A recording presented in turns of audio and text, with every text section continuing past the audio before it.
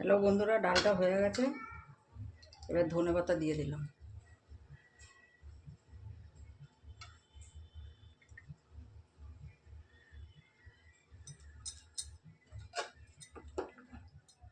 পেঁপে দিয়ে মটর ডাল এরকম করে করে খেয়ে দেখবে, নিরামিষের দিন খুব ভালো লাগবে।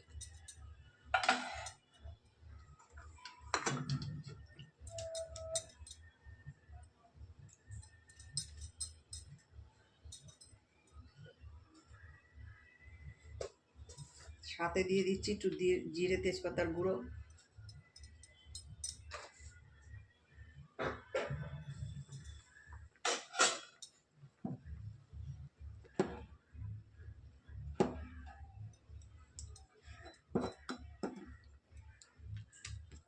ভালো লাগলে একটা লাইক কমেন্ট করে দিও বন্ধুরা। মটর ডাল পেঁপে দিয়ে